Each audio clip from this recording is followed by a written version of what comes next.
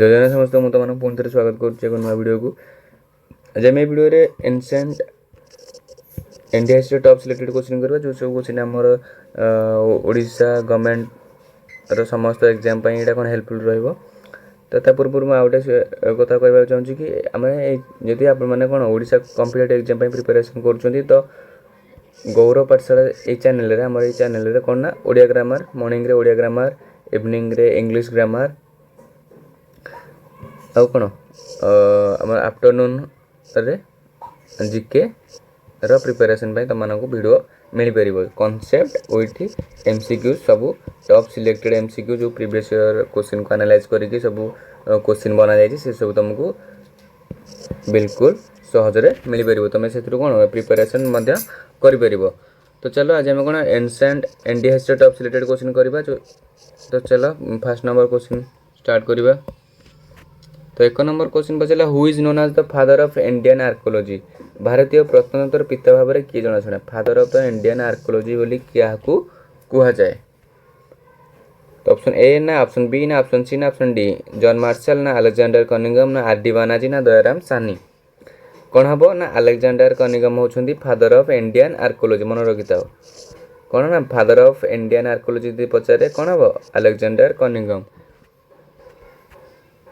कौन ना Alexander Cunningham 1861 मसीह है इंडियन आर्कोलॉजी जो आमर अच्छी भारतीय प्रत्नतत्वर सर्वेक्षण स्थापन करते से भारत प्रथम व्यवस्थित प्रत्नतत्वर सर्वेक्षण करते जो भारत फास्ट सिस्टमेटिक जो आर्कोलॉजिकल सर्वे थिला सी ही करथिले के ना अलेक्जेंडर कनिंगम से तक्षशिला ये जो तक्षशिला है पर गुरुत्वपूर्ण प्राचीन स्थल चिन्हट करथिले। तापर ना से बौद्ध जो बुद्धिस्ट मॉन्यूमेंट अच्छी इनस्क्रिप्शंस अच्छी आउ एंशिएंट कॉइन्स अच्छी से तार कौन अध्ययन मध्य करथिले। परवर्ती क्वेश्चन ना the Harappa site Lothal is situated in which state. Harappa स्थल लोथल केउ राज्य रे अवस्थित। राजस्थान ना हरियाणा ना गुजरात ना पंजाब। राजस्थान ना हरियाणा ना गुजरात ना पंजाब। यदि लोथल पचारा तो हरप्पा साइट लोथल केउठी अवस्थित तो माने कौन गुजरात ही टिक कर। लोथल कौटे अवस्थित ना गुजरात रे अवस्थित। ऑप्शन सी हूँ करेक्ट आंसर। देखो ना Lothal was an important Harappan port site. Lothal कौन ना एक गुरुत्वपूर्ण हरप्पा बंदर थिला। यह गुजरात रे एटा कोठी गुजरात रे खंबात उपसागर निकट रे अवस्थित है। यह विश्वर प्राचीनतम डॉकयार्ड जो वर्ल्ड रे अर्लीस्ट डॉकयार्ड कोठी ना लोथल रे।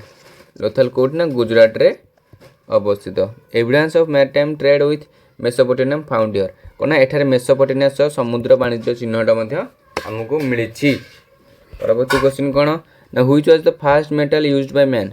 मनुष्य द्वारा व्यवहृत प्रथम धातु केउटा। आयरन नुह कपर हम ब्रोंज नुह है।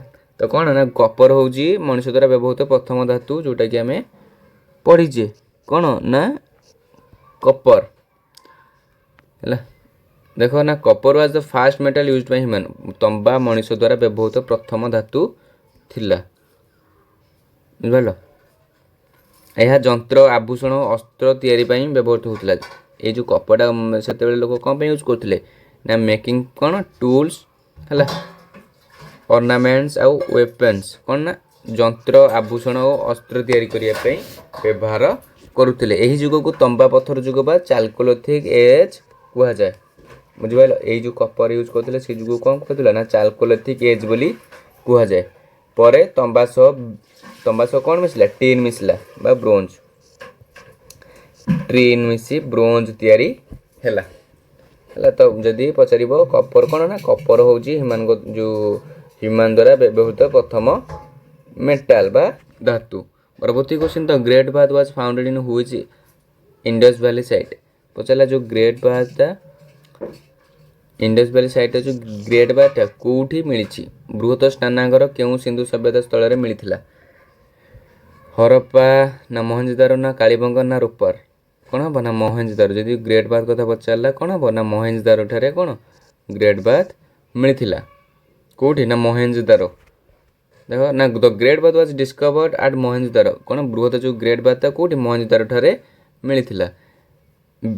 यह पोड़ा इटा ଇଟା एवं जलरोधक बिटुमेन द्वारा निर्मित वाटर प्रूफ जो बिटुमेन अच्छी से तैयारी होता कौन ये जो ग्रेड बातटा संभवतः धार्मिक स्नान आचार पर व्यवहार कराए आम मानुचे आम यहाँ को मानुचे कौन ना कि धार्मिक काम से ग्रेड बात होती बोली आम मन करुचे कौन ना जो मोहनजोदारो जो ग्रेड बात अच्छी से कौन धार्मिक किसी काम हो से ग्रेड बात यूज हुए व्यवहृत हुए यह उन्नत निष्कासन और सहर परिकल्पना देखा जाए कौटी मोहनजोदारो कौन एडवांस ड्रेन सिस्टम अच्छी सिटी प्लानिंग सहरी परिकल्पना जोटा आम कहूँ सीटा कौन मोहनजोदारो देखा मिले। परवर्ती question which Veda contains the Gayatri mantra केउं वेदरे मिलता है गायत्री मंत्र केउं वेदरे मिलता है कौन हम सठिक उत्तर ना ऋग्वेदरे गायत्री मंत्र मिली बोली आम जानीचे कौटी ना ऋग्वेदरे गायत्री मंत्र मिली देख तार ना तो गायत्री मंत्र ऋग्वेदरे ही मिली आम जाइले तापर ना यह सूर्य देवता सवित्री को सावित्री आम को उत्सर्गित है बुझिपाल one of the most sacred Hindu mantra यह कौन यह हिंदू धर्मर अत्यंत पवित्र मंत्र बोली आम जानीचे यह प्रार्थना और ध्यान समय पाठ कराए यहाँ कौट पाठ कराए ना प्रार्थना कला बेले आ ध्यान कला बेले गायत्री मंत्र को आम पाठ करुचे। परवर्ती क्वेश्चन ना द बैटल ऑफ 10 किंग्स है फॉट ऑन व्हिच रिवर क्यों नदी कूल होइतला ये जो Dussehra the battle of 10 Kings टा युद्ध होइतला क्यों नदी कूल होइतला सरस्वती ना गंगा ना परशुणी रवि ना बीतस्ता जदि क्वेश्चन आसो तो बैटल ऑफ 10 किंग्स को नदी कूल माने कौन युद्धटा होइतला तो कौन हम ऑप्शन सी हूँ सठिक उत्तर कौन ना परशुनी नदी कूल बैटल ऑफ 10 किंग्स घटी होइतला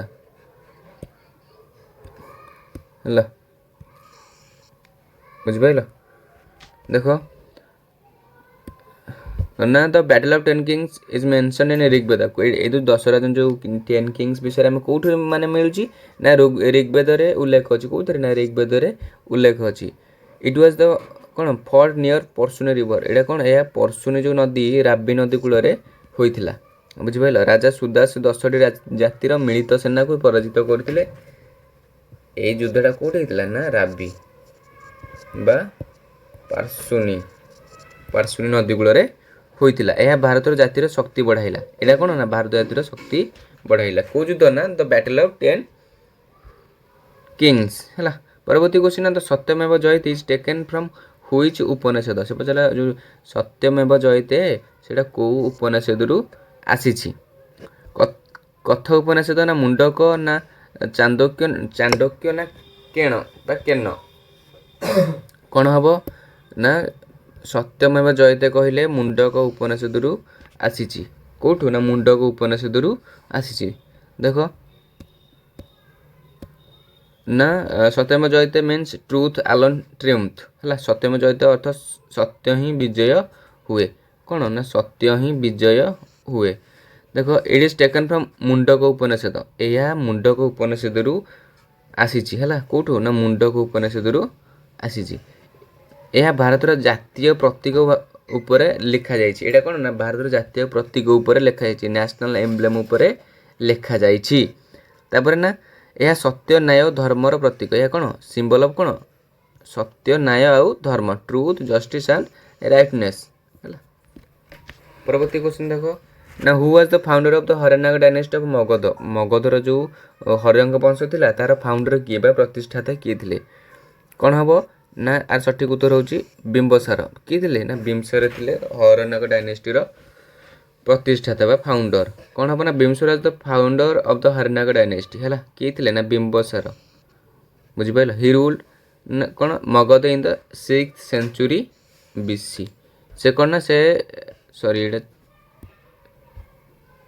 हाँ ख्रीष्टपूर्व कौन 6तम शताब्दी मगध शासन करथिले से कूटनीति और सेना अभियान द्वारा मगध विस्तार करथिले से कौन कूटनीति डिप्लोमेसी आउ मिलिटारी कैंपेन्स द्वारा है। ସେ ଗୌତମ ବୁଦ୍ଧଙ୍କ ସମକାଳୀନ ଥିଲେ। ଯେଉଁ ଗୌତମ ବୁଦ୍ଧ ସେ କଣ୍ଟେମ୍ପୋରାରୀ ଥିଲେ କାହାର ନା ଗୌତମ ବୁଦ୍ଧଙ୍କର। ଗୌତମ ବୁଦ୍ଧ ତାଙ୍କରି ସମୟରେ ହିଁ ଥିଲେ ବୋଲି ତାଙ୍କୁ କଣ୍ଟେମ୍ପୋରାରୀ ବା କୁହାଯାଏ। ପରବର୍ତ୍ତୀ କ୍ୱେଶ୍ଚିନ୍ ଦେଖ ନା in which language were the original Tripitaka written, ମାନେ କେଉଁ ଲାଙ୍ଗୁଏଜ୍ରେ ଏଇ ଯେଉଁ ତ୍ରିପିଟକ ଏଇଟା କ'ଣ ବୁଦ୍ଧିଷ୍ଟ ଟେକ୍ସଟ ନା ଏଇଟା ବୁଦ୍ଧିଷ୍ଟ, ଏଇଟା କେଉଁ ଲାଙ୍ଗୁଏଜ୍ରେ ଲେଖା ଥିଲା ସେ ପଚାରିଲା। ମୂଳ ତ୍ରିପିଟକ କେଉଁ ଭାଷାରେ ଲେଖାଯାଇଥିଲା? କ'ଣ ହେବ? ମୂଳ ତ୍ରିପିଟକ ଯଦି ପଚାରିବ କେଉଁ ଲାଙ୍ଗୁଏଜ୍ରେ ଲେଖାଯାଇଛି ତୁମେ ପାଳି ହିଁ ଠିକ୍ କରିବ। କେଉଁ ଲାଙ୍ଗୁଏଜ୍ ନା ପାଲି ଲାଙ୍ଗୁଏଜ୍ରେ ଲେଖାଯାଇଥିଲା। କ'ଣ ନା ତ୍ରିପିଟକ ଅଛି original letter in Pali language. କେଉଁ ଲାଙ୍ଗୁଏଜ୍ ନା ପାଲି ଲାଙ୍ଗୁଏଜ୍ରେ ଲେଖାଯାଇଥିଲା। ଏଥିରେ ଗୌତମ ବୁଦ୍ଧଙ୍କର ଶିକ୍ଷା ରହିଛି। କ'ଣ ଟିଚିଂ ଅଫ୍ ଗୌତମ ବୁଦ୍ଧ, ବୁଝିପାରିଲ।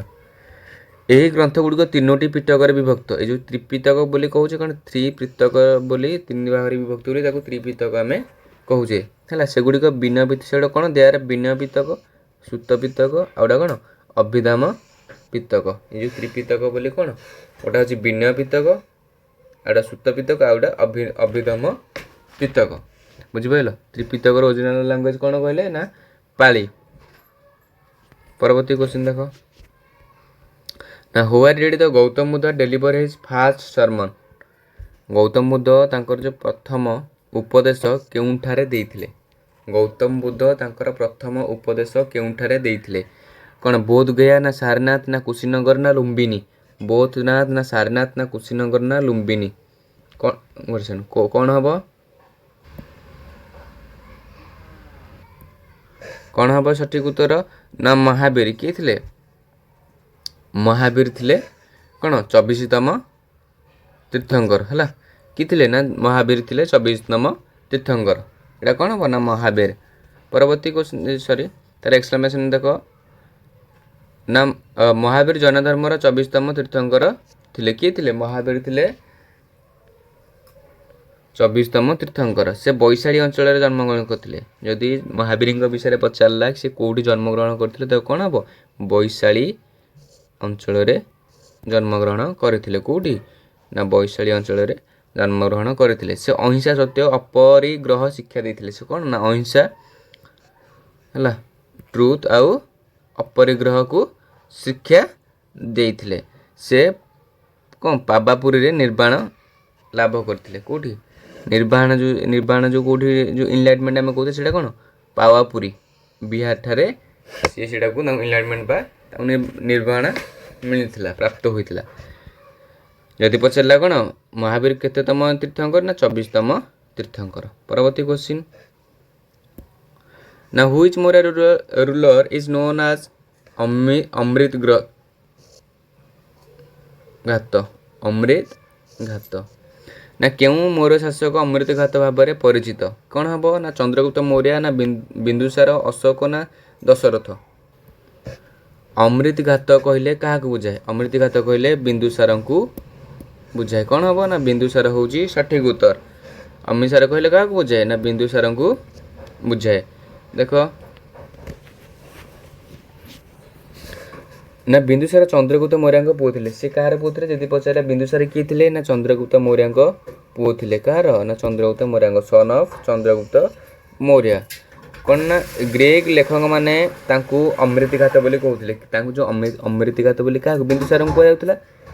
ତାଙ୍କୁ କିଏ କଥା କହିଥିଲେ ନା ଗ୍ରୀକ୍ ସୋର୍ସ ମାନେ ଗ୍ରୀକ୍ ଲେଖକମାନେ ହେଲା ତାଙ୍କୁ କ'ଣ ଅମୃତଘାତ ବୋଲି କହୁଥିଲେ। ଅମୃତଘାତ ଅର୍ଥ କ'ଣ ଶତ୍ରୁର ନାଶକ। ସେ ଶତ୍ରୁର ନାଶକ ବୋଲି ତାଙ୍କୁ ଗ୍ରୀକ୍ ଲେଖକମାନେ କହୁଥିଲେ। ସେ ସମ୍ରାଟ ଅଶୋକଙ୍କର ପିତା ଥିଲେ, ବୁଝିପାରିଲ। ପୁଅ ଥିଲେ କାହାର? ଚନ୍ଦ୍ରଗୁପ୍ତ ମୌର୍ଯ୍ୟଙ୍କର, କିନ୍ତୁ ପିତା କାହାର ଥିଲେ ନା ସମ୍ରାଟ ଅଶୋକଙ୍କର ପିତା ଥିଲେ। ପରବର୍ତ୍ତୀ question the Kalinga war took place in which year? Kalinga war took place in which year? ଯେଉଁ କଳିଙ୍ଗ ୱାର୍ ହୋଇଥିଲା କେଉଁ ବର୍ଷରେ ହୋଇଥିଲା? 261 ନା 263 ନା 232 ନା 322 BCରେ? କ'ଣ ହେବ ନା 261। ଯଦି କଳିଙ୍ଗ ୱାର୍ କଥା ପଚାରିଲା କେଉଁ ମସିହାରେ ହୋଇଥିଲା ତ କ'ଣ ହେବ ସଠିକ୍ ଉତ୍ତର? 261 BCରେ କଳିଙ୍ଗ ୱାର୍ ଘଟିଥିଲା। ଦେଖ ନା କଳିଙ୍ଗ ଯୁଦ୍ଧ 261 ମାନେ ଖ୍ରୀଷ୍ଟପୂର୍ବରେ ହୋଇଥିଲା। ଏହି ଯୁଦ୍ଧ କାହା କାହା ମଧ୍ୟରେ ହୋଇଥିଲା ନା ଏହି ଯୁଦ୍ଧ ବିଟୁଇନ୍ ଅଶୋକ ଆଣ୍ଡ କଳିଙ୍ଗର କିଙ୍ଗଡମ୍। କଳିଙ୍ଗର ରାଜା ଅଶୋକ ଏବଂ କଳିଙ୍ଗ ରାଜ୍ୟ ମଧ୍ୟରେ ହୋଇଥିଲା। କେଉଁ ଯୁଦ୍ଧ ନା କଳିଙ୍ଗ ୱାର। ବହୁତ ଜୀବନ ସମ୍ପତ୍ତି ନଷ୍ଟ ହୋଇଥିଲା ହେଲା। Huge loss of life and property occurred ହେଲା। ବହୁତ ଜୀବନ ସମ୍ପତ୍ତି ନଷ୍ଟ ହୋଇଥିଲା।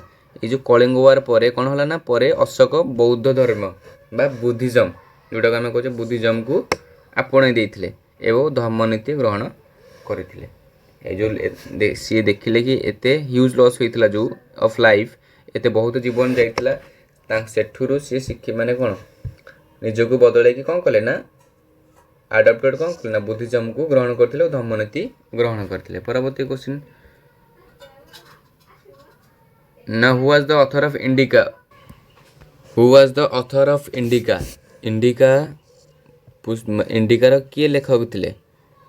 କୌଟଲ୍ୟ ନା ମେଗାଥେନିସ୍ ନା ସେଲକସ୍ ନା ଫାହିମ୍? କ'ଣ ହେବ ନା ଇଣ୍ଡିକାର ଲେଖକ କହିଲେ କ'ଣ ମେଗାଥେନିସ୍। କିଏ ଥିଲେ ଇଣ୍ଡିକାର ଲେଖକ ନା ମେଗାଥେନିସ୍। ଦେଖ ନା ମେଗାଥେନିସ୍, ଗୋଟେ ସେକେଣ୍ଡ, ହଁ ମେଗାଥେନିସ୍ ସେଲୁକସ୍ ହେଲା ନିକଟରେ ଦୂତ ଥିଲେ। କାହାର ନା ମେଗାଥେନିସ୍ ସେଲୁକସ୍ଙ୍କର ଦୂତ ଥିଲେ। ସେଲୁକସ୍ ନିକେଟରଙ୍କର ଦୂତ ଥିଲେ। କିଏ? ମେଗାଥେନିସ୍ ଲେଖିଥିଲେ ଇଣ୍ଡିକା ପୁସ୍ତକ ଲେଖିଥିଲେ। ମେଗାଥେନିସ୍ କ'ଣ ନା ସେଲୁକସ୍ ନିକେଟରଙ୍କର ଦୂତ ଥିଲେ। ସେ ଚନ୍ଦ୍ରଗୁପ୍ତ ମୌର୍ୟଙ୍କ ଦରବାରରେ ରହିଥିଲେ। ସେ କେଉଁଠି ରହିଥିଲେ ନା ଚନ୍ଦ୍ରଗୁପ୍ତ ମୌର୍ୟଙ୍କ ଦରବାରରେ ରହିଥିଲେ। ସେ ଭାରତ ବିଷୟରେ ଇଣ୍ଡିକା ଗ୍ରନ୍ଥ ଲେଖିଥିଲେ। ଏ ଯେଉଁ ଇଣ୍ଡିକା ଗ୍ରନ୍ଥଟା ମେଗାଥେନିସ୍ ଲେଖିଥିଲେ କାହା ପାଇଁ ଲେଖିଥିଲେ? ଭାରତ ବିଷୟରେ ଇଣ୍ଡିକା ଗ୍ରନ୍ଥ ଲେଖିଥିଲେ। ସେ ଭାରତୀୟ ସମାଜ ପ୍ରଶାସନ ଓ ଭୌଗୋଳିକତା ବର୍ଣ୍ଣନା କରିଥିଲେ। କେଉଁଥିରେ ନା ଇଣ୍ଡିକା ପୁସ୍ତକରେ ସେ କ'ଣ ବର୍ଣ୍ଣନା କରିଥିଲେ? ଭାରତର ଇଣ୍ଡିଆନ୍ ସୋସାଇଟି ହେଲା ପ୍ରଶାସନ ଆଉ ଭୌଗୋଳିକତାକୁ। ପରବର୍ତ୍ତୀ କ୍ୱେଶ୍ଚିନ୍ ନା ହୁଇଚ୍ ଡାଇନେଷ୍ଟି ସକ୍ସେଡ୍ ଦ ମୌର୍ୟ ମଗଧର ମୌର୍ୟଙ୍କ ପରେ କେଉଁ ବଂଶ ଆସିଥିଲା? ହୁଇଚ୍ ଡାଇନେଷ୍ଟି ସକ୍ସେଡ୍ ହେଲା ମୌର୍ୟ ଇନ୍ ମଗଧ। ମୌର୍ୟଙ୍କ ପରେ ମଗଧକୁ କିଏ ଶାସନ କରିଥିଲେ? କେଉଁ ଡାଇନେଷ୍ଟି ଶାସନ କରିଥିଲା? କ'ଣ ହେବ ଦେଖ ନା ଅପସନ୍ ଏ କାନ୍ଭା ଡାଇନେଷ୍ଟି ନା ଶୁଙ୍ଗ ଡାଇନେଷ୍ଟି ନା କୁଷଣ ନା ଗୁପ୍ତ ଡାଇନେଷ୍ଟି? କ'ଣ ହେବ? କେଉଁ ଡାଇନେଷ୍ଟି ମଗଧ ପରେ ମୌର୍ୟଙ୍କ ପରେ ମଗଧକୁ ଶାସନ? ମୌର୍ୟ ପରେ କିଏ ନା ଶୁଙ୍ଗ ଡାଇନେଷ୍ଟି ଆସିଥିଲେ ଯିଏକି ମଗଧକୁ ଶାସନ କରିଥିଲେ। ଦେଖ ନା ଶୁଙ୍ଗ ବଂଶ ମୌର୍ୟ ସମାଜ ପରେ ଆସିଥିଲେ। ପୁଷ୍ୟମିତ୍ର ଶୁଙ୍ଗ ଯିଏ ଥିଲେ କି ଏହାର ପ୍ରତିଷ୍ଠାତା। କିଏ ଥିଲେ ଫାଉଣ୍ଡର? ନା ପୁଷ୍ୟମିତ୍ର ଶୁଙ୍ଗ ହେଲା। ବୃହଦରଥ ମୌର୍ୟଙ୍କ ହତ୍ୟା ପରେ ଆରମ୍ଭ ହୋଇଥିଲା। ବୃହଦରଥ ମୌର୍ୟଙ୍କ ମାନେ ହତ୍ୟା ପରେ ଇଏ କ'ଣ ଶୁଙ୍ଗ ଡାଇନେଷ୍ଟି ଆରମ୍ଭ ହୋଇଥିଲା। ସେମାନେ ଉତ୍ତର ଭାରତରେ ବଡ଼ ଅଂଶ ଶାସନ କରିଥିଲେ ହେଲା।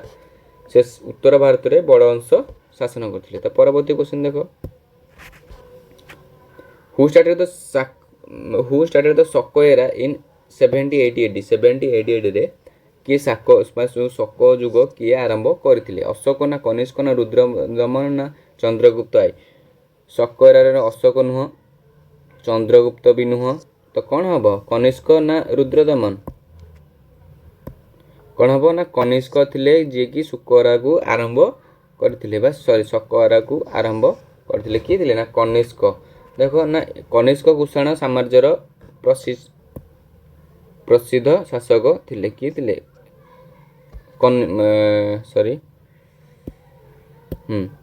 କନିଷ୍କ ଥିଲେ। ସେ 78 ADରେ ଶକ ଯୁଗ ଆରମ୍ଭ କରିଥିଲେ। ସେ ବୌଦ୍ଧ ଧର୍ମ ଗାନ୍ଧାର କାଳରେ ପ୍ରୋତ୍ସାହକ ଥିଲେ। ସେ ଚତୁର୍ଥ ବୌଦ୍ଧ ସମ୍ମିଳନୀ କୁଣ୍ଡଳ ବନରେ କରାଇଥିଲେ। ଯଦି ଫୋର୍ଥ ବୁଦ୍ଧିଷ୍ଟ କାଉନସିଲ୍ କୁହେ କେଉଁଠି ହେଇଥିଲା ନା କୁଣ୍ଡଳ ବନରେ ହୋଇଥିଲା। ପରବର୍ତ୍ତୀ କ୍ୱେଶ୍ଚିନ୍ ନା କେଉଁ ଗୁପ୍ତ ରାଜା ଭାରତର ନେପୋଲିୟନ ଭାବରେ ପରିଚିତ? Which Gupta ruler king is known as the Napoleon of India? କିଏ ମାନେ କେଉଁ ଗୁପ୍ତ ରାଜା ଭାରତର ନେପୋଲିୟନ ବୋଲି ଜଣାଶୁଣା ବା ପରିଚିତ? କ'ଣ ହେବ? ଚନ୍ଦ୍ରଗୁପ୍ତ ଆଇ ନା ସମୁଦ୍ରଗୁପ୍ତ ନା ସ୍କନ୍ଦଗୁପ୍ତ ନା ଚନ୍ଦ୍ରଗୁପ୍ତ ଡବଲ ଆଇ? କ'ଣ ହେବ?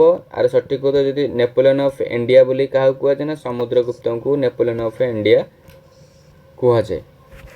ଦେଖ ନା ସମୁଦ୍ରଗୁପ୍ତଙ୍କୁ ଭାରତର ନେପୋଲିୟନ ବୋଲି କୁହାଯାଏ। କାହାକୁ? ନା ସମୁଦ୍ରଗୁପ୍ତଙ୍କୁ ଭାରତର ନେପୋଲିୟନ ବୋଲି କୁହାଯାଏ। ଏହି ଉପାଧି ଇତିହାସର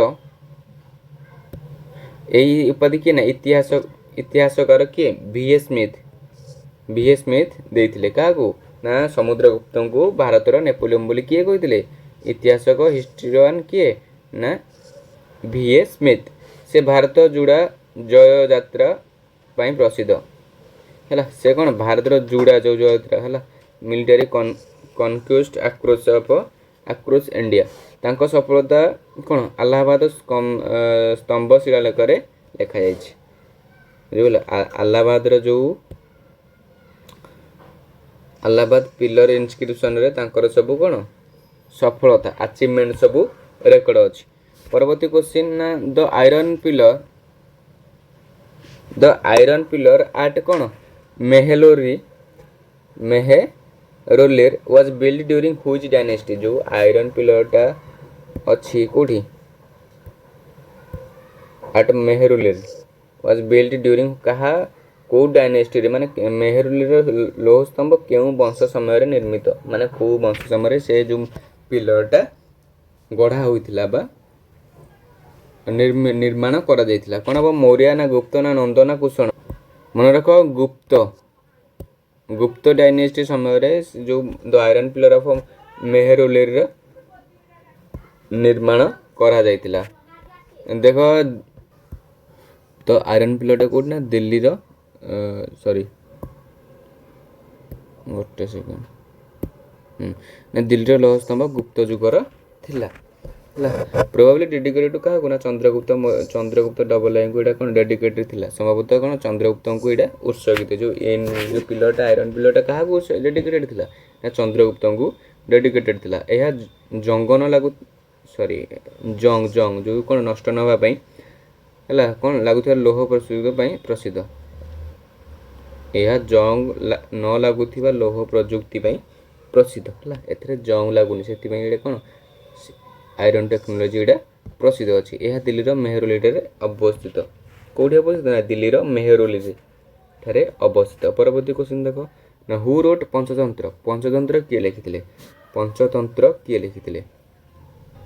यदि पचार पंचतंत्र किए लिखिले तो कौन हम विष्णु शर्मा हम सठिक उत्तर कौन ना विष्णु शर्मा लिखिले कौन पंचतंत्र किए लिखिले ना विष्णु शर्मा लिखिले पंचतंत्र विष्णु शर्मा द्वारा लिखा जाइतिला यह नीति शिक्षा देइथिबा पशु कहानीर संग्रह यह कौन ना नीति शिक्षा देउथिबा पशु कहानीर संग्रह यह प्रथम संस्कृत भाषा रचित होता यदि पचार क्यों भाषा लिखा जाइतिला यह प्रथम कौन ना संस्कृत भाषा लिखा रचित होता पर यह कौन विश्वर अनेक भाषा अनुवादित है पर जेहेतु यहाँ फेमस है पंचतंत्रटा से कौन विश्वर अनेक निजस्व भाषा अनुवाद होता परवर्ती क्वेश्चन ना नालंदा यूनिवर्सिटी कौन ना Nalanda university was founded by who is गुप्त रूलर जो नालंदा विश्वविद्यालय क्यों गुप्त शासक द्वारा प्रतिष्ठित होता नालंदा यूनिवर्सिटी क्यों गुप्त रूलर द्वारा प्रतिष्ठित होता कौन हम ना कुमार गुप्त यदि पचार नालंदा यूनिवर्सिटी क्या द्वारा प्रतिष्ठित होता है तो कौन हम ना कुमार गुप्त आईबा प्रथम कुमार गुप्त देख ना नालंदा विश्वविद्यालय कुमार गुप्त द्वारा प्रतिष्ठित होता यह आज बिहार राज्य अवस्थित जो नालंदा यूनिवर्सिटी को ना आज बिहार राज्य अवस्थित है यह बौद्ध शिक्षा और दार्शनिकतार केन्द्र था यहाँ कौन था मेजर सेंटर ऑफ कौन बुद्धिस्ट एजुकेशन एंड फिलोसफीर केन्द्र थिला बा मेजर सेंटर थिला एठारे चीन तिब्बत और कोरियार छात्र आसुथिले एठू कौन आसुथिले ना स्कॉलर फ्रॉम कौन चाइना तिब्बत आउ कोरियारू छात्र आसिकी कौन अध्ययन करथिले हला एडारे थिला 20 टी क्वेश्चन थिला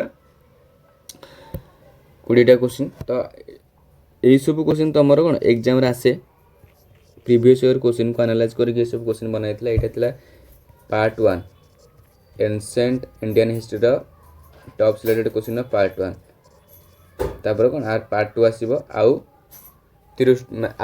कौन सिलेक्टेड क्वेश्चन को लेकिन आम आसवा यही चैनल रे तो आज कौन ये क्लास रे 20 टी क्वेश्चन प्रैक्टिस कर जोटा भी निजर स्कोर जना कमेंट सेक्शन कि केते स्कोर माने तमे केते ठीक करि पाइलो तो इवनिंग क्लास रे आमे कौन इंग्लिश ग्रामर करबा